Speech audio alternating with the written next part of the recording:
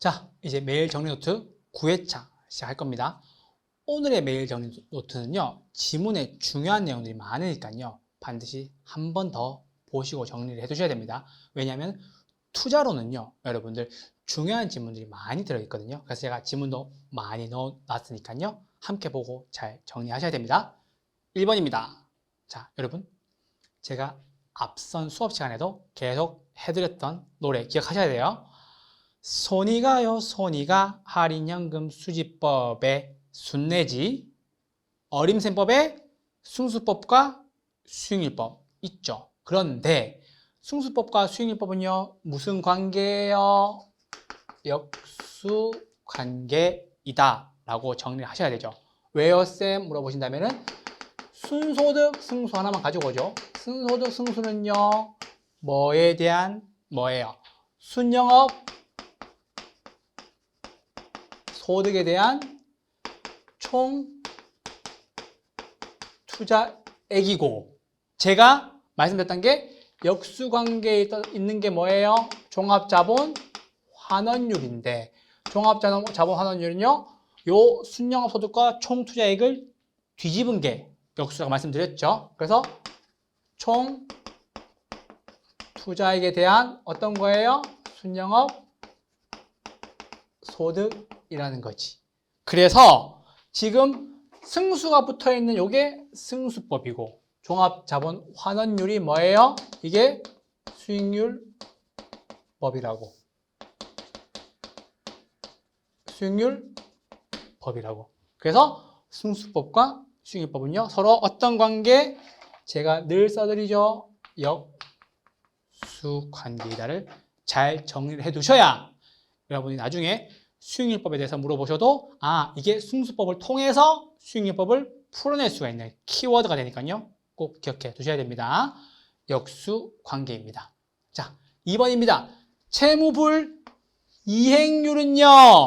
나왔죠? 그러면 대한이 나왔으니까는 앞에 있는 게 어디로 간다고요? 분모로 가는 거지. 여기에 있는 걸 물어보고 싶은 거예요. 그래서 채무불 이행률은요. 영업 경비 더하기 부채 서비스액이니까 제가 채무불 이행률이라고 말씀드렸죠. 그래서 채무불 이행률은요 돈 나가는 거 2개, 지출하는 거 2개, 영업 경비 하나, 부채 서비스액, 여러분들이 돈 빌린 거에 대한 부채 서비스액 하나 나가는 거고, 채무불 이행률이 2개니까는 이걸 그대로 돌리셔서 소득인데 어떤 소득? 유효 총소득. 이렇게 하면 U자 모양이잖아. 그래서 유효 총소득에 대한 채무불 이행률이라고. 두 가지가 뭔데? 영업 경비와 부채 서비스액이라고. 그게 뭔데? 채무불 이행률이라고. 오케이? 그래서 채무불 이행률은요 유효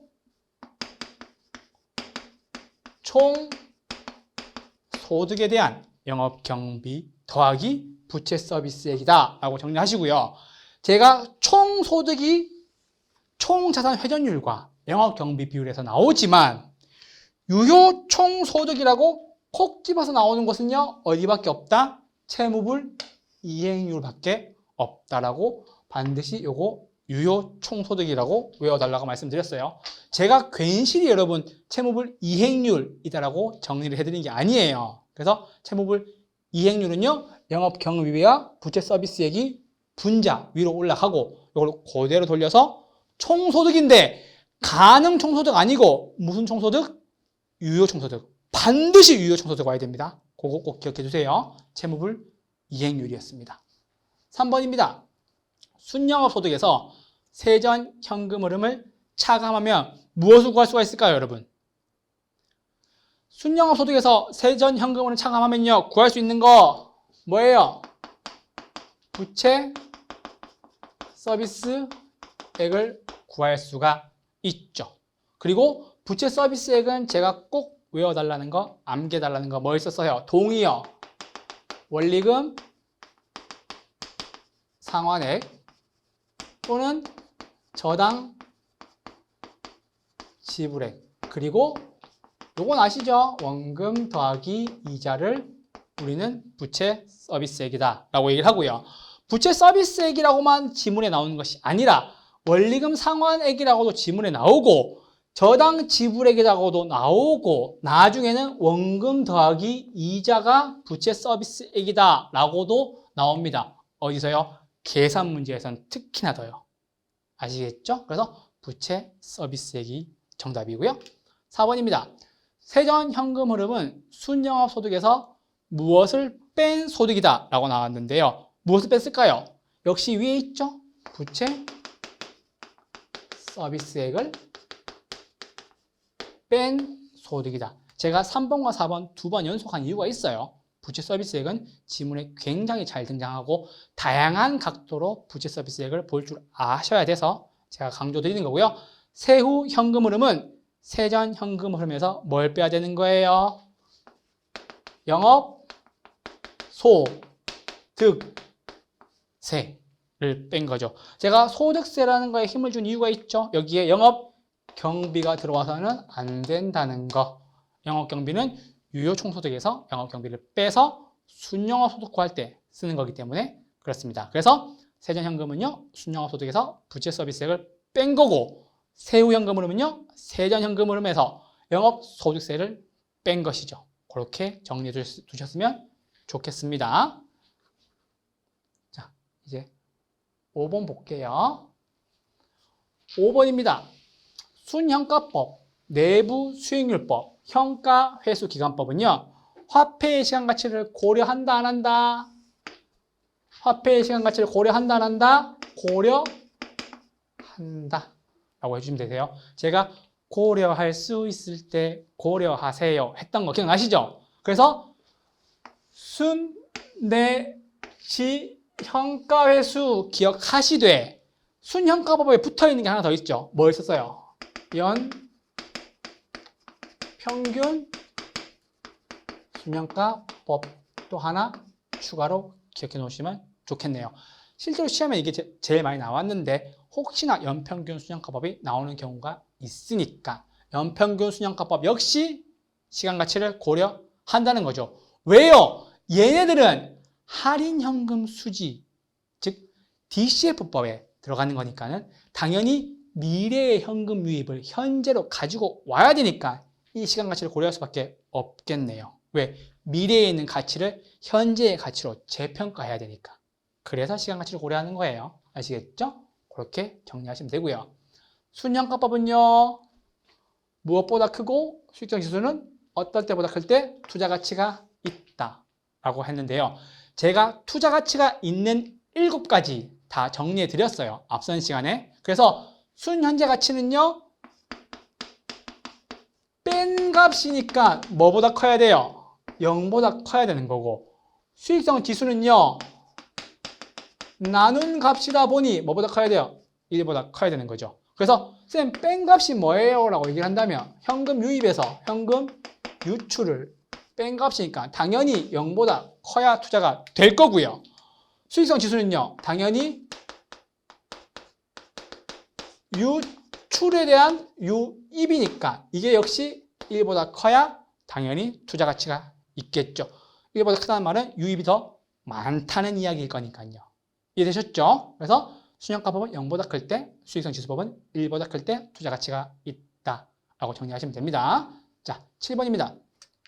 내부 수익률법이란 예상된 현금 유입의 현가와 현금 유출의 현가를 서로 같게 만드는 할인율로서 자, 내부 수익률법 나왔어요. 내부 수익률법 나왔어요. 위에서는 순현가 나오고 수익성 지수법 나왔으니까 이제는 뭐가 나와야 돼요? 내부 수익률법 나와야 되죠. 그래서 내부 수익률법은요. 예상된 현금 유입의 현가와 현금 유출의 현가를 서로 어떻게 같게 만드는 거니까요. 순현가를 뭘로? 역시 0으로. 수익성 지수를 뭘로? 1로 만드는 할인율이다 라고 정리하시면 돼요. 왜냐하면 여기에 유입에서 유출을 뺐을 때 0이 되면은 같겠죠. 그리고 유입에서 유출을 서로 같게 만들면 1이 나오겠죠. 그래서 내부 수익률에 대한 정의는 서로 같게 만든다는 것이 포인트고요. 요 내부 수익률에 대해서 지문에서 자꾸 물어보는 게 뭐냐면은 순현가를 1로, 수익성 지수를 0으로 만드는 할인율이다 라고 물어볼 때가 있어요. 틀린 지문이에요. 순현가는 0, 지수는 1, 순영, 지수 1. 아시겠죠? 순영, 지수 1이라고 기억해 주세요. 8번입니다.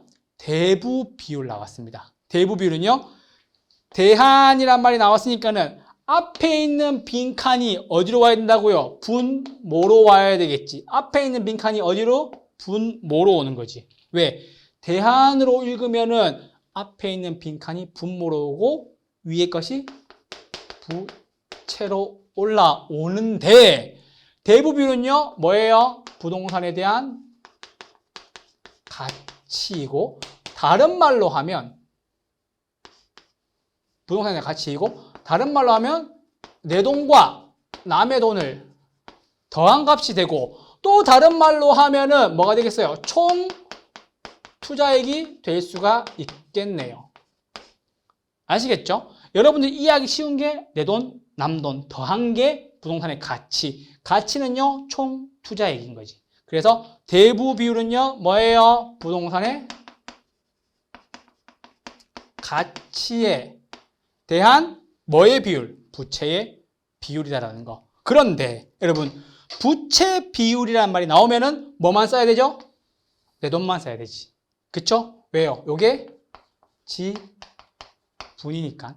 아까 제가 대부 비율, 부채 비율 정의 드리면서, 대부 비율은 부동산의 가치에 대한 부채고, 부채 비율은 지분에 대한 부채다라고 분명히 설명을 드렸어요. 그래서 요거 하나 탁 떼서 가져오시면 요게 지분분의 부채가 되면서 요게 뭐가 된다고? 대부 비율이 아니라 부채 비율이 된다는 것도 잘 정리해 두셨으면 좋겠습니다. 아시겠죠? 그래서 대부 비율은요, 부동산의 가치에 대한 부채의 비율이다 라고 정리하시면 됩니다.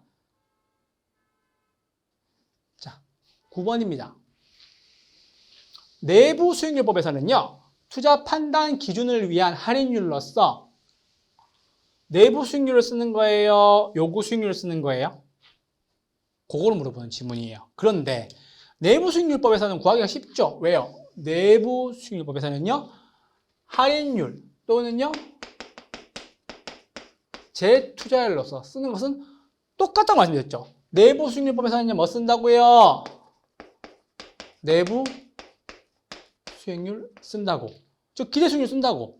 자기네들이 예상한 거 쓴다고. 그런데 10번과 함께 같이 정리해 두셔야 돼요. 그런데 재투자율 나왔어요. 똑같아요. 이게 뭔데요? 할인율과 재투자율 쓸 때는 뭔데? 이제는 순현재 가치법 나왔잖아. 순현재 가치법에서는요, 뭐 써요?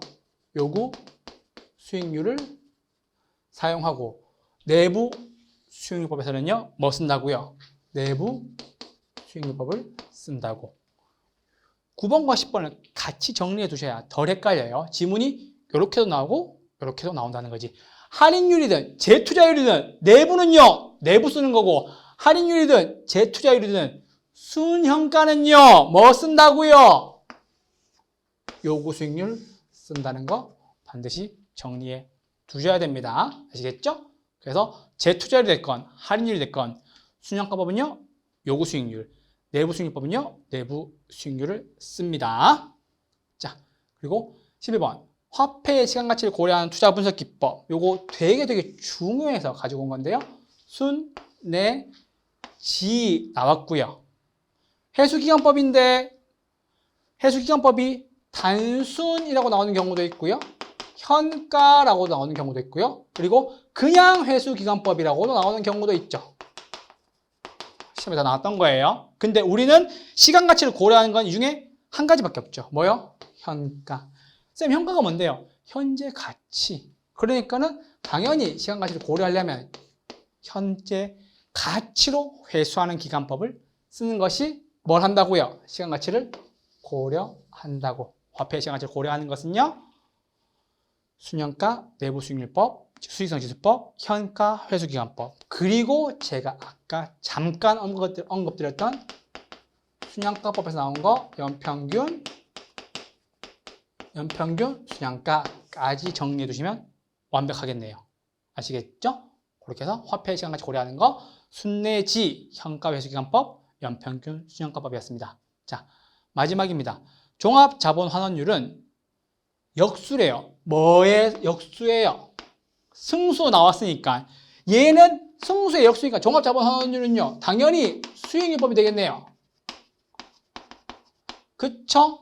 그리고 지분배당률이 나왔으니까는 떠올라야 될 게 뭐죠? 세전이겠죠. 제가 지분은 당연히 세전이 떠올라야 된다 말씀드렸어요. 그래서 여러분 승수법과 수익률법은 역수관계인데 제가 말씀드렸던 게 뭐였어요? 아까 순종 말씀드렸었죠. 조선의 마지막 임금님 순종, 순소득, 승수의 역수는요 뭐예요? 종합 자본 환원율이다. 순소, 승수의 공식은요 순영업 소득에 대한 총 투자이익인 거고 종합자본 환원율에 대한 공식은요 역수관계니까는 총 투자액에 대한 순영업 소득인 거 기억나셔야 돼요. 제가 몇 번 언급해드리고 정리해드렸어요. 그래서 종합자본 환원율은요 순소득 승수의 역수이며 그리고 지분배당률 나왔죠.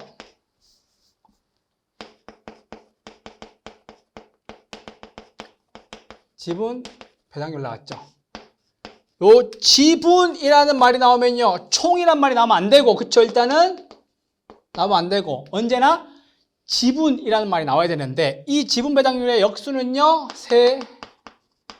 세전 현금 흐름 세전 현금 수지도 돼요. 수지의 승수의 역수가 되겠네요. 그게 지분배당률이고 세전 현금 수지 승수는요 세전 현금 수지에 대한 지분 투자액인 거고 지분 배당률은요 지분 투자액에 대한 위에 세전 현금 수지라는 거죠. 그래서 지분 배당률은요 세전 현금 수지의 역수이다. 이렇게까지 정리해 두시면 되세요. 그래서 여러분 역수관계와 투자론에서 나오는 정의들은 굉장히 중요해요. 이론들은 그 이론들 잘 정리해 두셨다가 나중에 혹시 투자론에서 나올 수 있는 어려운 계산 문제들을 피하고도 여러분들이 학계론에서 높은 점수를 맞을 수 있도록 제가 꼭 도와드릴 겁니다. 물론 투자론 계산 문제도 저와 함께 하시면 풀 수 있겠죠.